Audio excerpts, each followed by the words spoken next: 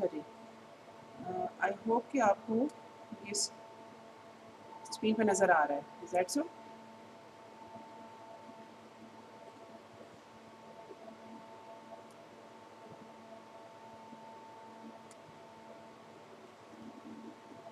अच्छा जी, अम, एक तो मैंने आपको ये बताया कि हम लोग इस कोर्स को डीएसपी डिजिटल सिग्नल प्रोसेसिंग, इसके लिए आपको एसएनएस के कॉन्सेप्ट थोड़े से क्लियर होना ज़रूरी है, ठीक है? तो एक काम आज आप कर सकते हो जब आपको टाइम मिले कि इंडिविजुअली आप लोग थोड़ा सा रिकॉल करो कि एसएनएस में कम से कम आप लोगों ने डिस्क्रीट टाइम सिग्नल्स या सिस्टम्स के बारे में जब पढ़ा था, तो कौन सी ऐसी चीज़ें थी जो आपको समझ नहीं आई, ठीक है? और बेशक आप मुझे पर्सनली वो मैसेजेस कर दो, ठीक है? ग्रुप पे तो शायद आपको अलाउड नहीं है। तो पर्सनल मैसेजेस करके मुझे वो सारे कंटेंट्स बता दो जो आपको समझ नहीं आया, ताकि हम अगले 4 हफ़्ते जब उन कॉन्सेप्ट्स को रिवाइज़ करें, ठीक है? क्योंकि इसमें से थोड़ा-सा रिवाइज़ करना है पहले 4 हफ़्ते कम से कम। तो उन चीज़ों को हम ज़्यादा टच कर लें जो आपको समझ नहीं आई, बजाय इसके कि मैं अपनी पेस से हो सकता है कुछ चीज़ों को बिल्कुल जल्दी से गुज़ार लूँ, ये सोच कर के आपको समझ आई हैं। ठीक हो गया? तो आप थोड़ा-सा ये देखना कि एसएनएस में डिस्क्रीट टाइम पोर्शन की वो चीज़ें जो आपको समझ नहीं आई, हर स्टूडेंट को इंडिविजुअली वो आप मुझे मैसेज करके बता दो, ठीक है? इसमें हम जो बुक फ़ॉलो करेंगे, उसके ऑथर का नाम है प्रोग्रेस, ठीक है? और किताब का नाम है डिजिटल सिग्नल प्रोसेसिंग और उसका 4th एडिशन हम लोगों ने इंशाल्लाह फ़ॉलो करना है। इसकी सॉफ्ट कॉपी मैं टीम्स पे इंशाल्लाह अपलोड कर दूँगी। लेकिन मेरे पास जो इस वक़्त सॉफ्ट कॉपी है ना, वो सिर्फ़ पहले 8 चैप्टर्स की है, ठीक है? अब चूँकि अभी 8 चैप्टर्स पढ़ने में हमें टाइम लगेगा, तो उम्मीद है कि कुछ हफ़्तों में मुझे जब पूरी किताब मिल जाएगी तो मैं उसको भी अपलोड कर दूँ। तो आप लोग अगर सॉफ्ट कॉपी से पढ़ना चाहो तो यू आर मोस्ट वेलकम, ठीक है? अच्छा, हम लोग स्टार्ट कुछ इस तरह से लेंगे कि अच्छा, आप लोगों को जहाँ पे समझ ना आए प्लीज़ लेट मी नो। किसी कोई भी बात आपने दोबारा पूछनी हो। हम लोग इसका जो चैप्टर जिससे स्टार्ट लेंगे, वो इंट्रोडक्शन होगा जिसमें बिल्कुल बेसिक्स डीएसपी हम क्यों पढ़ते हैं, उसके क्या एडवांटेजेस हैं, इस तरह की चीज़ें उसमें डिस्कस होंगी, ठीक है? और हम ये कोशिश करेंगे कि हम इसको 1 वीक में ख़त्म कर दें। उसके बाद हम स्टार्ट लेंगे चैप्टर नंबर 2 से, which is discrete time signals and systems, ठीक है? मेरी कोशिश ये होगी कि इसको कम से कम 2 हफ्तों में कवर किया जाए, क्योंकि इसमें सारी चीज़ें वो हैं जो आप लोगों ने पहले पढ़ी हैं। मसलन आप लोगों ने एलटीआई सिस्टम्स के बारे में थोड़ा-सा पढ़ा होगा कि लीनियर या टाइम इनवेरिएंट सिस्टम्स कैसे होते हैं। फिर आप लोगों ने कन्वोल्यूशन पढ़ी होगी। डिफरेंस इक्वेशन पढ़ी थी? कुछ याद है? डिफरेंस इक्वेशन का नाम सुना हुआ है आपने? अच्छा, ओके। तो मतलब ये सारी चीज़ें जो मैं आपसे रिवीजन के हवाले से बात करी थी, वो सारी चीज़ें इस चैप्टर में आएँगी, ठीक है? हम इसको 2 हफ्तों में कवर करने की कोशिश करेंगे, लेकिन अगर आपको लगा कि थोड़ी-सी पेस हमारी फ़ास्ट है या आपको कुछ चीज़ों को ज़्यादा समझने की ज़रूरत है, तो हम इसको 3 हफ्तों में भी कवर कर सकते हैं। एक चीज़ शायद आप लोगों ने पहले ना पढ़ी हो, दैट इज़ ज़ी ट्रांसफ़ॉर्म। आप लोगों ने कंटीन्यूअस टाइम में शायद लाप्लास ट्रांसफॉर्म पढ़ा होगा और उसको आपने प्रॉब्ली 2 सब्जेक्ट्स में तो ज़रूर ही पढ़ा होगा। तो हम डिस्क्रीट टाइम सिग्नल्स को या सिस्टम्स को कैसे सॉल्व करते हैं और उसमें क्या-क्या किन-किन चीज़ों की ज़रूरत पड़ती है, वो हम ज़ी ट्रांसफॉर्म के हवाले से देखेंगे और इसको कोशिश हम करेंगे कि हम इसको भी 2 हफ्तों में कर लें। ठीक है? फिर हमें बहुत सी जगहों पे आसानी हो जाती है अगर हमें अपने सिग्नल के फ्रीक्वेंसी कॉन्टेंट्स पता हों। अच्छा, ये मैं आपको चूँकि बिल्कुल ही ओवरव्यू दे रही हूँ, तो अगर कोई बात समझ नहीं भी आती तो दैट इज़ परफेक्टली ओके। इसको बहुत डिटेल से ज़ाहिर-सी बात है कि हम लोगों ने इन टच करना ही है आगे। अच्छा जी, फ्रीक्वेंसी एनालिसिस ऑफ सिग्नल, इसमें हम ये सीखेंगे कि अगर हमारे पास एक टाइम डोमेन सिग्नल हो तो उसको हम लोगों ने उसकी फ्रीक्वेंसी कॉन्टेंट्स कैसे निकाल सकते हैं। ये चैप्टर 4 होगा और उसको हम कोशिश करेंगे कि 1 हफ्ते में ख़त्म कर लें, क्योंकि इसको भी आपने थोड़ा डिटेल से देखा होगा, ठीक है? अच्छा, ये तो फ्रीक्वेंसी एनालिसिस ऑफ सिग्नल्स हो गया। आगे हम लोगों ने सिस्टम्स को देखना है और ये कुछ 2 से 3 हफ्ते ये चैप्टर ले जाता है। थोड़ा-सा लंबा चैप्टर है। इसमें आपको थोड़ी-सी अपनी एनर्जी लगानी पड़ेगी। फिर हम लोगों ने ये देखना है कि हमारे पास कोई ज़्यादातर naturally occurring signals continuous time होते हैं, तो हम उनकी सैम्पलिंग करके उनको डिस्क्रीट टाइम कैसे बना सकते हैं? या फिर अगर हमारे पास डिस्क्रीट टाइम सिग्नल्स हों और उसके ऊपर हम उनकी प्रोसेसिंग करें, प्रोसेसिंग का मतलब है कि उनकी उनकी लेट्स सपोज़ हमने इनको मल्टीप्लाई करना हो, आपस में ऐड करना हो, फ़िल्टर करना हो, ठीक है? और उसके बाद हम चाह रहे हों कि उसको वापस हम एक कंटिन्यूस टाइम सिग्नल बना दें उसका, तो उसके लिए जो टर्म यूज़ होती है दैट इज़ कॉल्ड रिकंस्ट्रक्शन। इसको हम कोशिश करेंगे कि हम 1 हफ्ते में कर लें। सैंपल करना सीखें और वापस कंटिन्यूस टाइम सिग्नल बनाना सीखें। कंटिन्यूस टाइम सिग्नल वापस बनाएंगे, उसको रिकंस्ट्रक्शन कहते हैं। फिर एक और टॉपिक है, उसको हम कहते हैं डिस्क्रीट फोरियर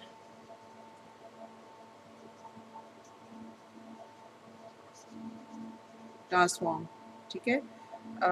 इसके बारे में थोड़ा सा डिटेल से आपको उसी वक्त ही बताऊंगी जिस वक्त हम पढ़ेंगे, लेकिन हमें जो डिस्क्रीट फोरियर ट्रांसफॉर्म है, तो ये है ना कि हम एक मैथमेटिकल फार्मूला लगाएं और हम डिस्क्रीट फोरियर ट्रांसफॉर्म अप्लाई करना सीखें। एक और चीज़ जो मैं आपसे एक्सपेक्ट करूँगी कि आपको ज़रूर पता हो, वो ये है कि अगर हमने यहाँ पर फोरियर क्योंकि फोरियर के वर्ड से तो आपको ज़ाहिर सी बात है कि समझ आ जानी चाहिए कि यहाँ तो हम फ्रीक्वेंसी डोमेन से टाइम डोमेन जाने की बात कर रहे हैं या टाइम डोमेन से फ्रीक्वेंसी डोमेन की तरफ जाने की बात करें, ठीक है? फोरियर का मतलब ही है कि एक डोमेन से दूसरी डोमेन की बात हो रही है। तो अगर हम लोगों ने यहाँ पे फ्रीक्वेंसी एनालिसिस करना सीख लिया, तो हमें यहाँ पर एक और दफ़ा एक नया टूल सीखने की क्या ज़रूरत है? इस सवाल का जवाब आपको ज़रूर आना चाहिए। डिस्क्रीट फोरियर ट्रांसफॉर्म निकालना आए या ना आए, वो एक अलग बात है, ठीक है? क्योंकि डिस्क्रीट अब तो सॉफ्टवेयर्स भी एग्जिस्ट करते हैं ना, आप बेशक डीएफटी का फॉर्मूला लगा लोगे तो डीएफटी ने वो निकाल के दे देगा आपको सॉफ्टवेयर, लेकिन ये पता ज़रूर होना चाहिए कि अगर हमने एक दफ़ा फ्रिक्वेंसी एनालिसिस कर लिया सिग्नल्स का, तो ये एक नया टूल हम क्यों सीख रहे हैं? अच्छा जी, ये चैप्टर नंबर 7 होगा शायद बुक का। अगर हम कंटेंट्स इस तरह से फॉलो करेंगे, चैप्टर्स कुछ डिफरेंट भी हो सकते हैं, और हम लोगों ने ये कोशिश करनी है कि डिस्क्रीट फोरियर ट्रांसफॉर्म को भी हम 1 हफ्ते में कर लें। उसके बाद हमारे पास एक और टॉपिक आता है, उसे हम फास्ट फोरियर ट्रांसफॉर्म कहते हैं, शायद आपने इसका नाम सुना हो।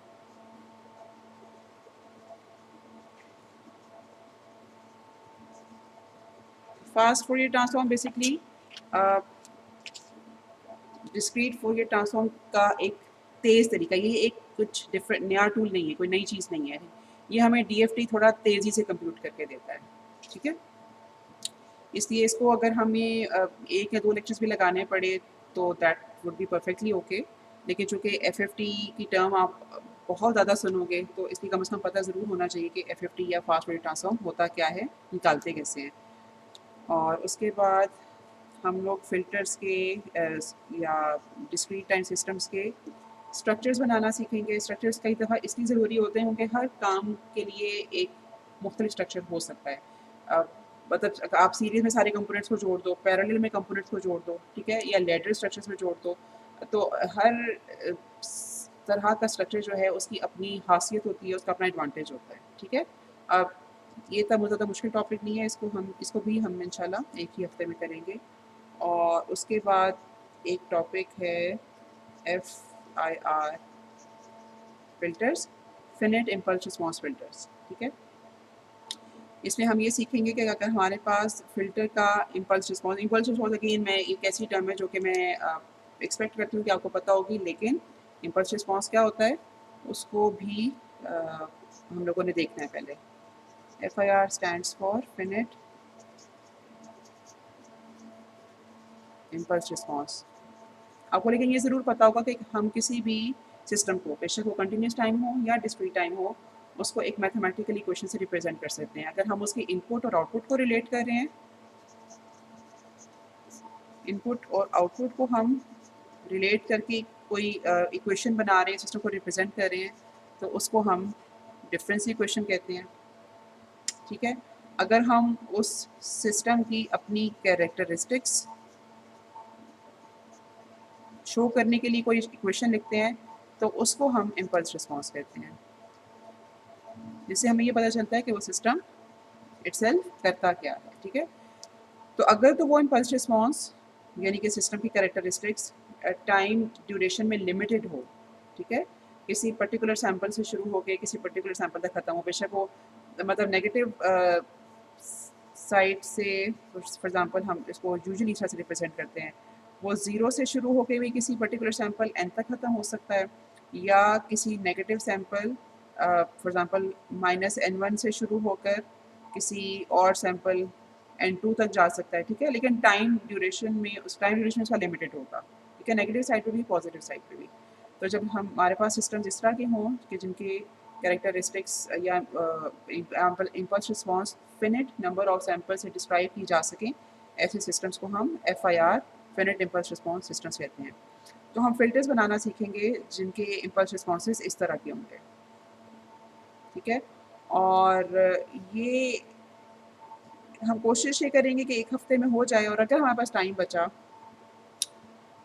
क्योंकि आप देख रहे कि मैंने बहुत सारे टॉपिक्स यहाँ पे कवर किए हैं ताकि आपको एटलीस्ट ग्लिम्प्स ज़रूर मिल जाए कि DSP में होता क्या है।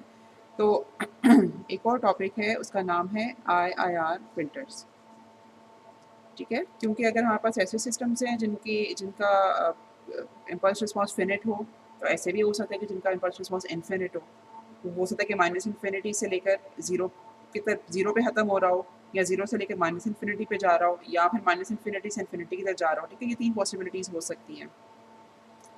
तो ऐसे सारे सिस्टम्स जिनका impulse response infinite number of samples पे बेस्ड हो, उसको हम IIR या इन्फिनिट इम्पल्स रिस्पॉन्स फिल्टर या सिस्टम कहते हैं। और अगर हमारे पास ये टाइम बचा तो टेंटेटिवली मैं 1 वीक लिख रही हूँ, लेट्स सी कि हमारे कि क्या सिचुएशन हमारे पास एंड पे बनती है। अच्छा जी, ये हमारे कंटेंट्स हैं जिनको हम मोर और लेस प्रोकेस से ही कवर करेंगे। अगर मैंने किसी और चीज़ से कुछ टॉपिक कवर किया तो फिर मैं या तो उसका लिंक शेयर कर दूँगी आपके साथ, या उसको भी टीम्स पे अपलोड कर दूँगी, ठीक है, ताकि आपको टॉपिक ढूंढने में मसला ना हो। अच्छा, एक तो ये आपको बताना चाहती कि हम लोग इस कोर्स में कंटेंट्स कौन से कवर करेंगे, और उसके अलावा परसेंटेज मैं आपको बताना चाहती थी। अब बेसिकली मैंने टोटल 5 चीज़ों में डिवाइड किया है, जो कि ओवरऑल 100% जिसमें से मार्क्स बनेंगे। एक आपके ऑनलाइन लेक्चर्स हैं, ठीक है, जिसका मैंने आपसे भी ज़िक्र भी किया था कि मैं टीम्स पे 15 बेसिकली असाइनमेंट्स जनरेट करूँगी, ठीक है, जो कि जिनका स्टार्टिंग टाइम मंडे होगा और संडे नाइट तक उनका क्लोजिंग टाइम होगा। आप लोगों ने करना ये होगा कि उस वीक के जो 3 लेक्चर्स हैं उनको अटेंड करके, बेशक आप उनको इंटरैक्टिवली अटेंड करते हो या बेशक आप उनको यूट्यूब से उनके लेक्चर्स देखते हो, आपको उन तीनों लेक्चर्स की तस्वीरें खींचकर अपलोड करनी होंगी, ठीक है। अच्छा, अब ज़ाहिर-सी बात है कि मेरे लिए ज़्यादा इम्पोर्टेंट ये है कि आपने लेक्चर्स अटेंड किए हों। आपके लिए उनको बहुत नीट करना ज़रूरी नहीं है, ठीक है। तो और दूसरी बात जो इसमें ज़रूरी चीज़ है वो ये है कि वो कॉपीड ना हो। प्लीज़ इस तरह से मत करना कि संडे को 11 बजे आप किसी को कॉल करके कहो कि मुझे तस्वीरें भेज दो और आप उसका फटाफट छापा मार के तो अपलोड कर दो। मुझे उसका कोई फ़ायदा नहीं है, और यकीन करो कि आपको उसका बिल्कुल भी फ़ायदा नहीं है, ठीक है। इस एक्सरसाइज का मकसद ये है कि कम से कम इसको जो भी परसेंटेज अलॉटेड है, लेट्स सपोज कि मैं कहती हूँ कि मैं इसको 10% इसकी रखूँगी, 10%, ठीक है। अब इसके बेस पे आपकी अटेंडेंस तो लगी रही है, लेकिन अगर आप ज़रा दयानतदारी से ये 15 असाइनमेंट्स अपलोड करोगे और टाइमली करोगे, तो ये 10% नंबर आपके पक्के हैं, ये आपसे कोई नहीं ले सकता। तो प्लीज़ इसके छापे मत लगाना, ठीक है, और इनको टाइमली जो है वो अपलोड कर दिया करना, ठीक है जी।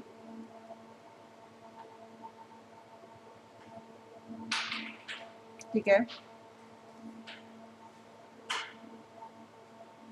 इससे फ़र्क नहीं पड़ता, नहीं।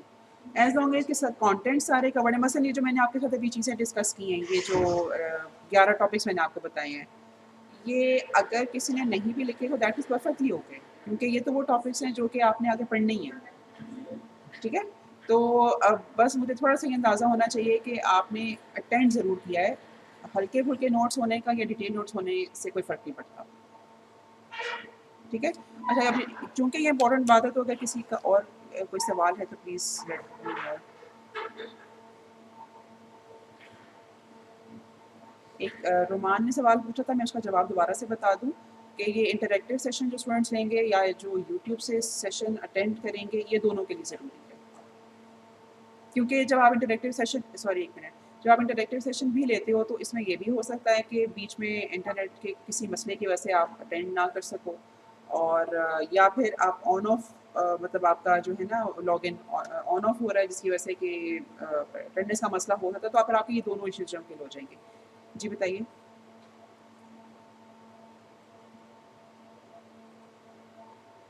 जी नहीं, ये उसकी भी ज़रूरत नहीं रहेगी।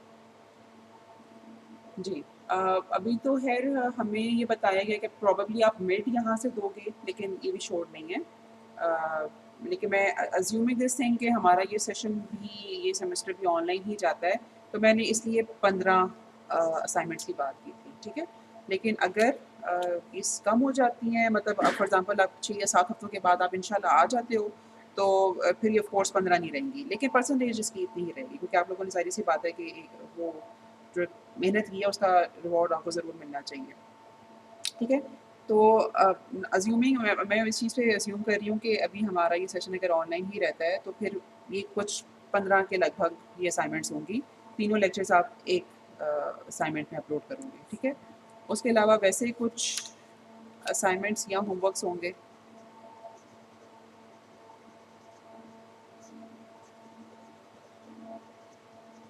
एक होमवर्क असाइनमेंट बहुत उसमें ज़्यादा सवाल नहीं होंगे, मैं कोशिश करूँगी कि 4 या 5 से 10 सवाल ना हो, लेकिन वो हों कम से कम 4 से 5 असाइनमेंट्स, और उनमें भी अगेन मेरी एडवाइस ये होगी कि कोशिश करना खुद करो ताकि समझ आए।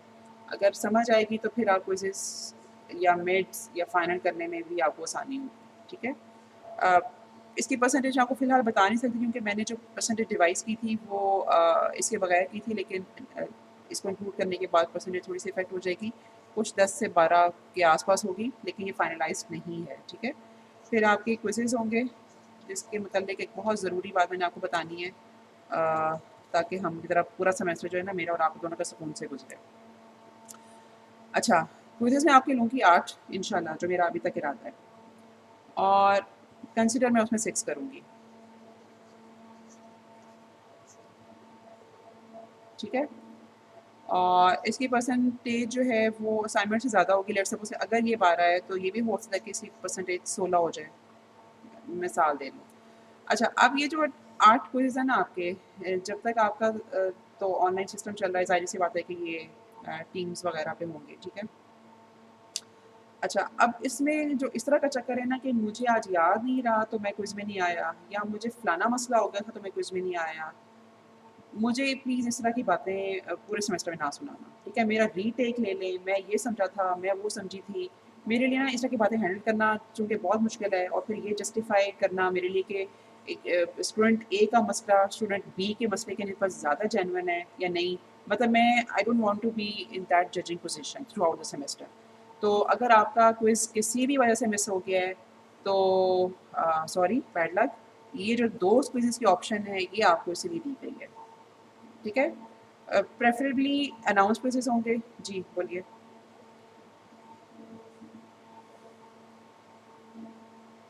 प्रेफ़रेबली अनाउंस्ड, येस।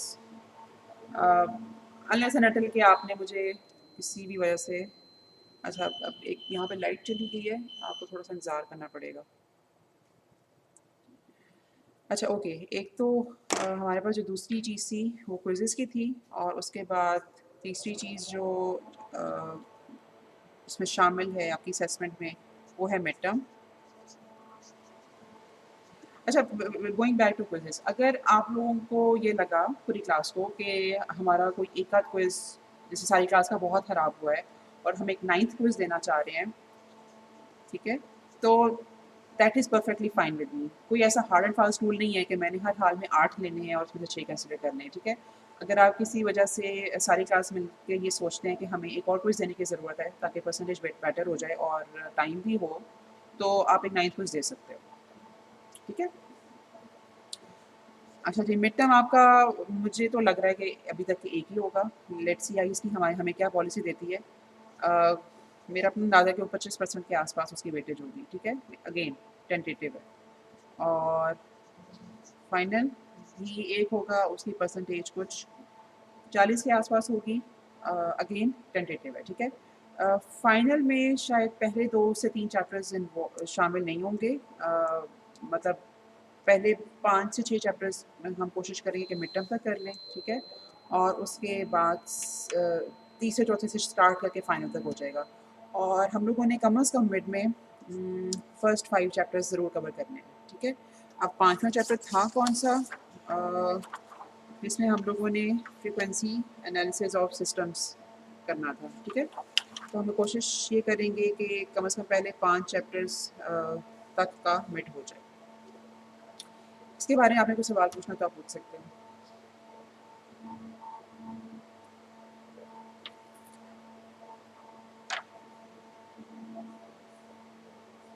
कोई सवाल नहीं?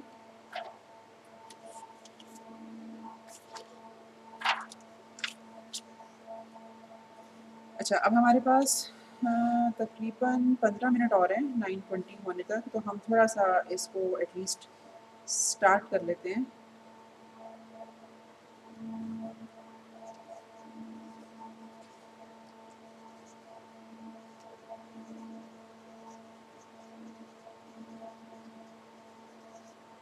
ठीक है? थोड़ा सा मुझे आपसे भी इनपुट चाहिए कि डिजिटल क्या चीज़ होती है?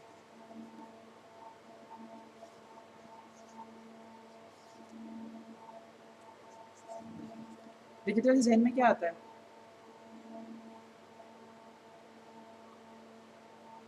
अच्छा, अब यस, काफ़ी हद तक ये ठीक है।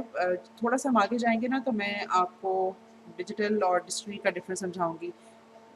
लेकिन वैसे ही किसी को पता है ये डिजिटल और डिस्क्रीट में क्या डिफरेंस है?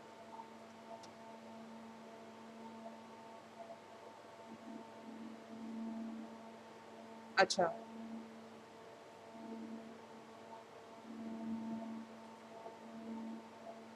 यस, ये जो जिसने भी बोला है कि डिजिटल कंटिन्यूस होता है, यस। अच्छा, जो पहले बात हो रही थी, डिस्क्रीट में फिक्स आउटपुट्स आउटपुट्स होती हैं, आउटकम्स होती हैं, डिस्क्रीट में क्या होता है?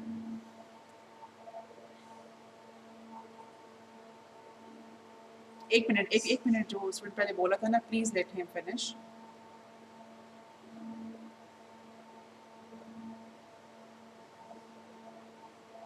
अच्छा, अच्छा, मोर और लेस ठीक है। मतलब ये जो मेरी ज़हन में डेफिनेशन है उसको उसको बोलने का एक मुख्तलिफ तरीका था, लेकिन मोर और लेस ठीक था।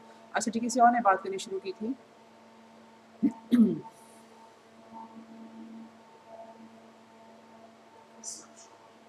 ठीक है, ऐसा ही है, ऐसा ही है। अच्छा, मोर और लेस आपको डिजिटल और शीट में डिफरेंस बताएं। मैं आपको ये बता देती हूँ कि ये हम जनरली आउटकम्स जब हम बात करते हैं तो चूँकि हम यहाँ पे हम सिग्नल्स की बात करेंगे, तो ये हम एम्पलीट्यूड डोमेन की जब बात करते हैं, ठीक है? कि हमारे पास सिग्नल यूजुअली जब हम बात करते हैं 2 एक्सिस में होता है, ठीक है? एक उसका एक्सिस होता है जिसमें वो टाइम लेता है, ठीक है? हम यहाँ पर टाइम को क्योंकि टाइम के हर सैंपल पे वैल्यू नहीं ले रहे तो हम उसको n से रिप्रेजेंट करते हैं। और एक उसका एम्पलीट्यूड होता है, तो उसको हम x ऑफ n कहेंगे because it is function of n। A, x of 0 can be different from x of 1, right? तो इसलिए इसको हम x ऑफ n कहते हैं। एक सिग्नल को ड्रॉ करने का तरीका ये होता है। तो हमारे पास टाइम डोमेन में चूँकि हम क्या कहना चाहिए, डिस्क्रीट वैल्यूज़ की बात कर रहे हैं, यानी कि जब हम 0 की बात करते हैं और हम 1 की बात करते हैं, तो 0 और 1 के दरमियान जो टाइम ड्यूरेशन है वो अनडिफाइंड है, उसके ऊपर सिग्नल की कोई वैल्यू हमारे पास नहीं है। ठीक हो गया? 1 अब 0 और 1 के दरमियान कितना टाइम ड्यूरेशन है वो भी हमारे लिए मैटर नहीं करता। तो ये चीज़ कि हम टाइम डोमेन में चीधा-चीधा वैल्यूज़ ले रहे हैं या बहुत कम वैल्यूज़ ले रहे हैं, ये चीज़ डिस्क्रीट होती है। जो डिस्क्रीट की टर्म है, वो टाइम डोमेन के लिए है। ठीक हो गया? अब एक पर्टिकुलर टाइम इंस्टेंट के ऊपर एम्पलीट्यूड अब क्या हो सकता है, एक्स ऑफ एन क्या हो सकता है या आउटकम क्या हो सकती है। अगर उसके ऊपर भी हम लिमिटेड ऑप्शंस हो हमारे पास, तो उसको हम डिजिटल कहते हैं, ठीक है? तो जो डिजिटल की टर्म है वो एम्पलीट्यूड के लिए है, जो डिस्क्रीट की टर्म है वो टाइम डोमेन के लिए है। तो हमारे पास डिस्क्रीट टाइम सिग्नल कंटिन्यूस भी हो सकता है, येस, बिकॉज़ उसका एम्पलीट्यूड कंटिन्यूस हो सकता है। तो उसको भी मैं आपको इंशाल्लाह ड्रॉ करके दिखाऊँगी, थोड़ा-सा हम जब यहाँ से आगे निकलेंगे तो। तो जब हम डिजिटल की बात करते हैं तो इसका मतलब ये होता है कि हम लिमिटेड नंबर ऑफ मतलब आउटकम्स या कुछ फिनिट किसी चीज़ की बात कर रहे हैं। वो टाइम डोमेन में भी फिनिट नंबर ऑफ सैंपल्स हो सकते हैं और एम्पलीट्यूड डोमेन में भी फिनिट नंबर ऑफ सैंपल्स हो सकते हैं। थोड़ा-सा जब मैं आपको इंशाल्लाह बताऊँगी कि थोड़े से हम सिग्नल्स ड्रॉ करके देखेंगे जिसमें कुछ डिजिटल सिग्नल्स होंगे, कुछ डिस्क्रीट टाइम सिग्नल्स होंगे, तो तब इस वर्ड की थोड़ी-सी हमें और समझ आएगी। हाँ जी, सिग्नल क्या होता है?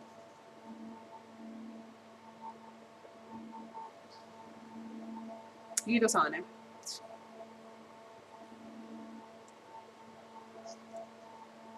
सेट ऑफ इंस्ट्रक्शंस, डेटा या फिर anything that conveys information message, ठीक है? Anything that is valuable to us. अगर तो एक साइन वेव है और उसमें साइन वेव ही रहना है सारी उम्र, तो वो सिग्नल तो मतलब इस लिहाज से तो सिग्नल है कि उसमें कुछ वोल्टेज या करंट कम ज़्यादा हो रही है टाइम के साथ, लेकिन उसमें कुछ इन्फॉर्मेशन नहीं है, ठीक है? वो इलेक्ट्रिकल सिग्नल के भी तौर पे तो बिहेव करेगा, लेकिन हम जब यूजुअली सिग्नल की बात करते हैं तो हम एक्सपेक्ट करते हैं कि उसमें कुछ डेटा हो, उसमें कुछ इन्फॉर्मेशन या कोई मैसेज कन्वे हो, और वो यूजुअली रैंडम सिग्नल्स होते हैं जिसमें हम प्रिडिक्ट ना कर सकें कि नेक्स्ट सैंपल की वैल्यू क्या होगी। ठीक हो गया? और उसके बाद हमारे पास तीसरी चीज़ यहाँ पे आ जाती है प्रोसेसिंग। अब प्रोसेसिंग जो होती है ना, उसमें बहुत सारी चीज़ें शामिल होती हैं। प्रोसेसिंग में मसलन फ़िल्टरिंग हो सकती है। फ़िल्टरिंग का मतलब ये होता है कि हम लेट्स सपोज़ के सिग्नल के लो फ्रीक्वेंसीज़ निकाल देना चाहें, हमें वो नहीं चाहिए किसी भी वजह से, ठीक है? हमें सिग्नल की कुछ दरमियान की फ्रीक्वेंसी है, उसको हम रिटेन करना चाह रहे हैं या उसको हम फ़िल्टर आउट करना चाह रहे हैं। हमें हाई हाई फ्रीक्वेंसीज़ नहीं चाहिए सिग्नल की, और ज़ाहिर-सी बात है कि सिग्नल के हर कंपोनेंट, सिग्नल की हर फ्रीक्वेंसी बेशक वो लो हो या हाई हो, वो सिग्नल में अलग तरह से कंट्रीब्यूट करती है। मसलन अगर आपको शायद आपको पता हो कि जो लो फ्रीक्वेंसीज़ होती हैं वो सिग्नल की शेप बनाने में हेल्पफुल होती हैं। मसलन मैं यहाँ पर बनाऊँगी एक कंटीन्यूअस टाइम सिग्नल ताकि मुझे थोड़ा-सा ये बात समझाने में आसानी हो, ठीक है? मसलन कि अगर हमारे पास जो सिग्नल की यहाँ पे ये प्रॉपर शेप बन रही है ना, ये इसकी लो फ्रीक्वेंसी कंपोनेंट्स की वजह से बन रही है। अगर हम इन लो फ्रीक्वेंसी कंपोनेंट्स को निकाल दें तो यहाँ पे बहुत सिर्फ हाई फ्रीक्वेंसी कंपोनेंट्स रह जाएँ, तो यहाँ पे बहुत ज़्यादा वेरिएशन शुरू हो जाएगी। अगर हम हाई फ्रीक्वेंसी कंपोनेंट्स निकाल देंगे, हाई फ्रीक्वेंसी कंपोनेंट जो है ना वो फाइन डिटेल देते हैं, ठीक है? अगर हाई फ्रीक्वेंसी कंपोनेंट मौजूद होंगे तो ये जो सिग्नल एक स्मूथली बनता है ना, वो उसकी वजह से बनता है, हाई फ्रीक्वेंसी कंपोनेंट्स की मौजूदगी की वजह से। अगर हाई फ्रीक्वेंसी कंपोनेंट्स फिनोमेना आपने ज़रूर देखा होगा, एग्जैक्टली वो कुछ इस तरह से आपके पास आता है। अ, एक मिनट में थोड़ा सा इसको बेहतर बनाने की कोशिश करती हूँ, लेकिन आपकी मिसाल बहुत अच्छी है। अच्छा, अब इसको हम यूँ करते हैं कि इसका जो एजेस है ना वो थोड़े से हम यूँ बनाते हैं ताकि बात इसमें समझ आए हमें, ठीक है? अब आप यहाँ पे देखोगे जो इसकी जो शेप है ना स्क्वायर, ये लो फ्रीक्वेंसी कंपोनेंट्स की वजह से बन रही है। लेकिन ये जो हमारे पास रिपल्स हैं, ये हाई फ्रीक्वेंसी कंपोनेंट्स ना होने की वजह से हैं। हम जितने हाई फ्रीक्वेंसी कंपोनेंट्स ऐड करते जाएँगे, ये उतना स्मूथ होता जाएगा।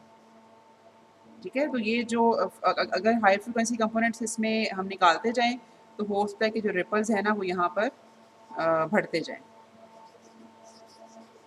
इस तरह से कुछ इसकी अजीबो-गरीब मतलब उसकी लो लो फ्रीक्वेंसी कंपोनेंट्स होने की वजह से उसकी शेप तो शायद स्क्वेयरिश रहे, लेकिन हाई फ्रीक्वेंसी कंपोनेंट्स ना होने की वजह से रिपल्स बहुत सारे इसमें आ जाएँ। तो स्मूथ उसको हाई फ्रीक्वेंसी कंपोनेंट्स ने करना है। ठीक हो गया? तो हर कंपोनेंट का हाई फ्रीक्वेंसी का अपना फ़ायदा होता है। तो हम बात ये कर रहे थे कि प्रोसेसिंग में फ़िल्टरिंग शामिल है। ठीक है? फिर उसकी सिग्नल की स्टोरेज, फिर हम लोगों ने सिग्नल को फ्रीक्वेंसी डोमेन से टाइम डोमेन में कन्वर्ट करना या टाइम से फ्रीक्वेंसी में कन्वर्ट करना। उसी उसी तरह से जैसे हम लोगों ने एक और चीज़ देखी थी सैम्पलिंग, कि अगर हमारे पास कंटिन्यूस टाइम सिग्नल है तो और हम उसको डिस्क्रीट में कन्वर्ट करना चाह रहे हैं या डिस्क्रीट से कंटिन्यूस में करना चाह रहे हैं, ठीक है? रिकंस्ट्रक्शन जिसे हम कहते हैं। तो ये सारी की सारी चीज़ें प्रोसेसिंग में शामिल होती हैं, और ज़ाहिर-सी बात है कि जो डिस्क्रीट टाइम सिग्नल की प्रोसेसिंग विद टाइम इम्प्रूव भी हो रही है, बेहतर भी हो रही है, और उसकी वजह से मतलब हमारे जो सिस्टम्स हैं ना सिर्फ कि बेहतर हो रहे हैं बल्कि अफोर्डेबल भी हो रहे हैं। मसलन अब मुझे नहीं पता कि आप लोगों में से कितने लोगों ने वीडियो कैसेट रिकॉर्डर VCR देखा हुआ है? किसी ने देखा हुआ है या नाम सुना हुआ है इसका? ओके, अच्छा। अ, अच्छा, हमारे बचपन में एग्जिस्ट करता था, मेरे ख्याल था कि शायद आप लोगों को इसका नहीं पता, या कैसे प्लेयर्स अब तो मुझे लगता है कि कुछ अर्से के बाद हमें म्यूज़ियम्स में नज़र आना शुरू हो जाएँ, लेकिन शायद अभी भी कहीं पर वो हों। अ, तो ये सब चीज़ें अब आप वो देखो कि उस मतलब वो उस वक़्त की कोई आपके पास अगर कोई 4-5 साल पुरानी पड़ी हुई कोई कैसेट होगी ना, और अगर आप उसे प्ले करने की कोशिश करोगे तो उसकी क्वालिटी कभी भी वो नहीं होगी जो कि उस वक़्त थी, जिस वक़्त वो बनी होगी, जिस वक़्त वो मैन्युफैक्चर हुई होगी, ठीक है? उसकी जो मैग्नेटिक टेप है, वो एनालॉग डेटा की वजह से मुसलसल प्ले होकर ख़राब होती जाती है, और उसको फिर ठीक करने का हमारे पास कोई तरीका नहीं होता। जबकि अगर हमारे पास डिजिटल सिग्नल्स हों, तो उनको हम रिपीट करने का मतलब ये है कि डिजिटल सिग्नल्स में यूजुअली हम फिनिट नंबर ऑफ आउटकम्स की बात करते हैं। फॉर एग्ज़ाम्पल अगर हम वोल्टेज लेवल्स की बात करें, तो या तो हमारे पास 0 वोल्ट होंगे या 5 वोल्ट होंगे, या फिर -5 वोल्ट और +5 वोल्ट्स, ठीक है? फॉर एग्ज़ाम्पल अगर हम बाइनरी की बात करें तो हमारे पास ये 2 ऑप्शंस हो सकती हैं। अब 0 हो सकता है कि करप्ट होकर या तो थोड़ा-सा नेगेटिव की तरफ चला जाए, फॉर एग्ज़ाम्पल -1.2 जब हम रिसीवर की बात करते हैं, रिसीव जब हमें होता है। यहाँ पे 0 वोल्ट कुछ नॉइज़ की एडिशन की वजह से लेट्स सपोज़ के 0.83 वोल्ट्स कुछ हमें इसी तरह से मिले, और इसी तरह से 5 वोल्ट्स भी करप्ट होके हो सकता है कि हमें 4.75 मिले, या फिर ज़्यादा होकर कोई 5.09 मिल जाए। लेकिन बहरहाल इन चारों वैल्यूज़ को अगर हम देखें तो हम ये बिल्कुल एस्टिमेट कर सकते हैं बड़ी आसानी से कि क्या वैल्यू ट्रांसमिट हुई होगी, ठीक है? अगर बहुत ज़्यादा नॉइज़ इसमें शामिल ना हो। अच्छा, इसका मतलब ये है कि रिसीव्ड सिग्नल को देखकर या रिसीव्ड एम्पलीट्यूड को देखकर ट्रांसमिटेड एम्पलीट्यूड का अंदाज़ा लगाना बहुत ज़्यादा मुश्किल नहीं है।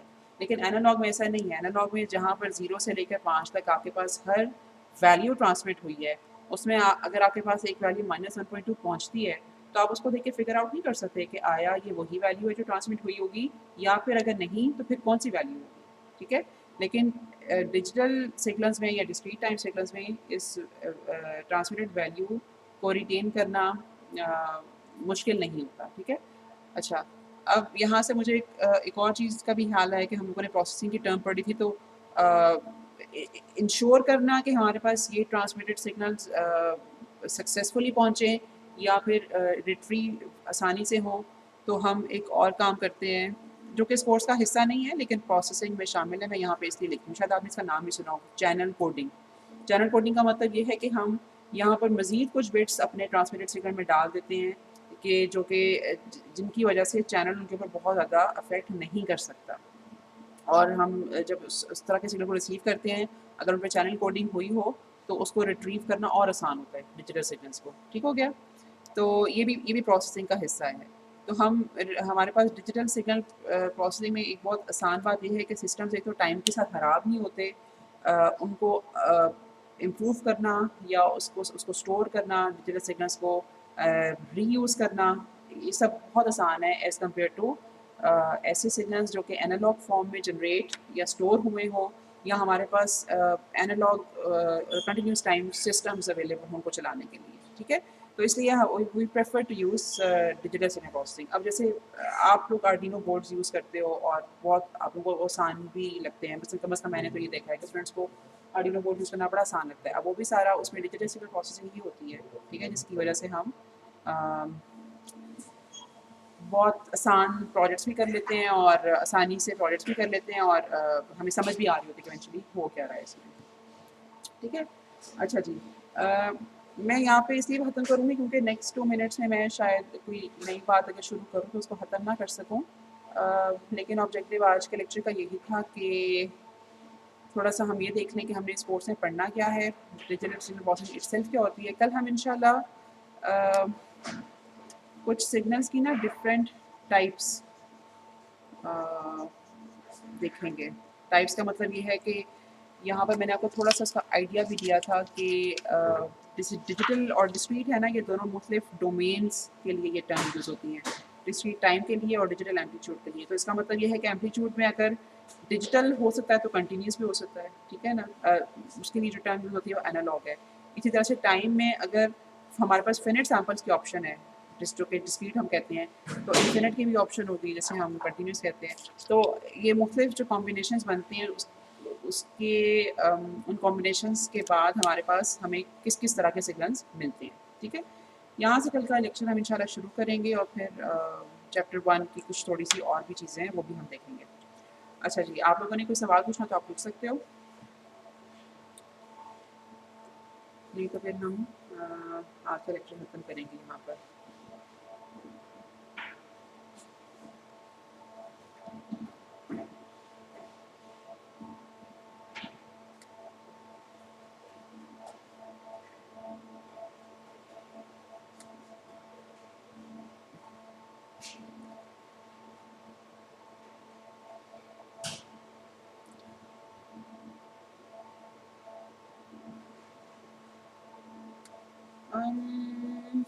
मेनली इसीलिए कि अगर खुदा ना खास्ता जैसे आप बहुत सारे स्टूडेंट्स तो हॉस्टल में भी आके रहेंगे ना, तो अगर कोई एक स्टूडेंट कैरियर हो इसका और वो हॉस्टल, देखो ना, अब हॉस्टल में तो पॉसिबल नहीं है कि हम एसओपीज़ को बहुत स्ट्रिक्टली फॉलो कर सकें। फिर अगर हॉस्टल में स्टूडेंट्स ने आके रहना है तो फिर मेस भी खुलेगा, फिर उनकी लॉन्ड्री सर्विस भी खुलेगी, मतलब फिर हर पॉसिबल सर्विस जो कि आप लोग को चाहिए वो खुलेंगी। जी बताइए।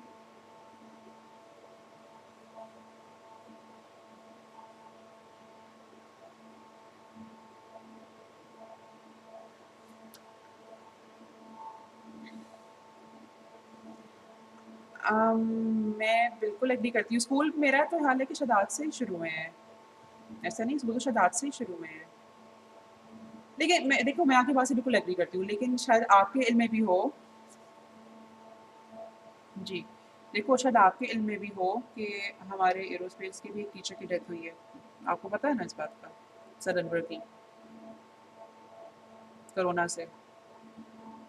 ठीक है, आपने इसकी बात ज़रूर सुनी होगी। नहीं सुनी तो ठीक है, मतलब अभी आपको पता चल गया। और उसके अलावा स्टाफ में 1-2 लोगों की डेथ कोरोना की वजह से हुई है। तो आपको लगता है कि हम मतलब ये चीज़ अफ़ोर्ड कर सकते हैं? मेरा नहीं यार, मतलब मुझे तो ये बात सुन के बहुत परेशानी हो कि अगर मतलब कि जी फलाना स्टूडेंट आया था और उसको था कोरोना, तो अब हॉस्टल के उस फ्लोर पे सारों को हो गया है। आप सोचो कि ये बात कितनी खतरनाक हो सकती है। लेकिन बहरहाल वही जैसे कि आपको पता होगा कि एक्सपेक्ट हमेशा ये किया जाता है कि जैसे-जैसे मौसम थोड़ा-सा गर्म होगा तो अ, थोड़ी-सी बेहतरी का चांस होता है, तो फॉर द टाइम बीइंग तो हम ये रिस्क नहीं लेना नहीं चाहते, लेकिन 6-7 हफ्तों में जब हम खोलने की बात करते हैं, वो इसी वजह से करते हैं। तो अभी हुँ,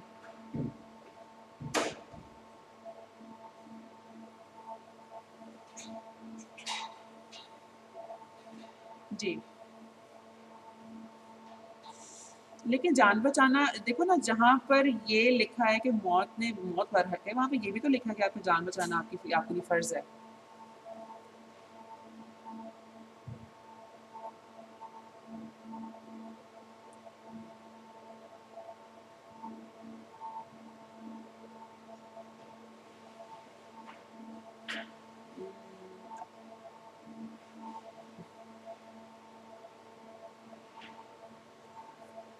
हाँ, मेबी आप ठीक कह रहे हो, लेकिन मुझे लगता है कि हम जब ये थोड़ा-सा शायद इसलिए हार्श हो जाता है कि अगर हम अब मुझे मतलब ये इस चीज़ पे मैं कमेंट नहीं कर सकती, मुझे अंदाज़ा नहीं है कि वो सिचुएशन किस लिए हुई। लेकिन बहरहाल बात ये कि मतलब आप ज़ाहिर-सी बात है कि जिस वजह से कह रहे हो कि क्यों नहीं खुल रहा, क्योंकि हर्ज हो रहा है ना, इतना अच्छा हमें हमारी क्लास की इंटरेक्शन हो ही नहीं सकती जितनी अच्छी फ़ेस टू फ़ेस हो सकती है।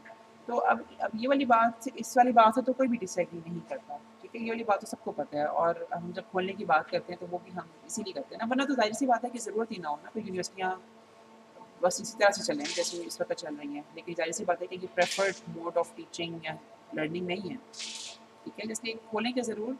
आपके कंसर्न्स भी मैं इंशाल्लाह आगे बात करूँगी, ज़रूर पहुँचाऊँगी।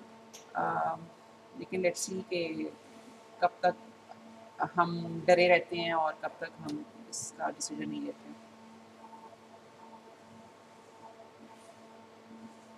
मैं बिल्कुल ज़्यादा कर सकती हूँ कि आप लोग शायद अ, सही सही नहीं, मेरा तो हाल है, घरों में रहने से भी और पूरा दिन बंद रहने से भी साइकिल बहुत बदल जाती है। और उस आपको जब ऐसा ही है, ऐसा ही, और फिर आपको जब वापस नॉर्मल होने में आपको उससे मुराद है कि सब लोगों को इंक्लूडिंग टीचर्स में टाइम लगे।